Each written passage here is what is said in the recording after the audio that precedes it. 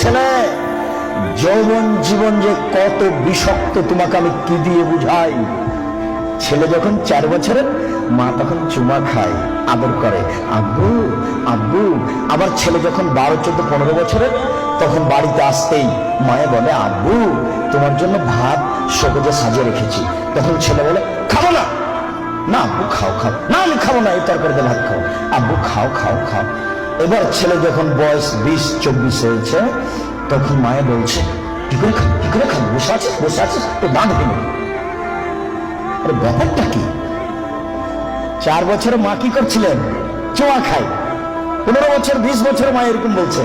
এবার 20, 24 যখন হয়ে গেছে, তখন মা কেন যেন সহ্য করে না। মা বলছে ছেলেকে ইনকাম করা লাগবে। মাই যদি বলে যে তোর দাঁত ভেঙে দেবো, তাহলে বউ কি বলবে?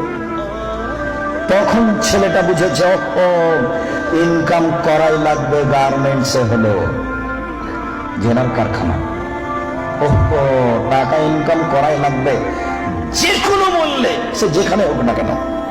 ছেলে এবার ভেবেছে টাকা ইনকাম করাই লাগবে। এর নাম যৌবন জীবন।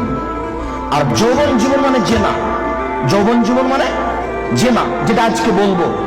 এখানে যত মোবাইল আছে, শতকরা 1999টা মোবাইলের জেনার গল্প হয়। এটা আমার অনুমান। প্রায় মোবাইলে জেনার গল্প হয়।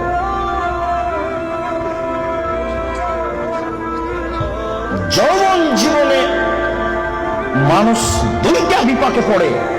1, টাকা। সে দেখতে চায় না টাকা বৈধ না অবৈধ। 2, দেখতে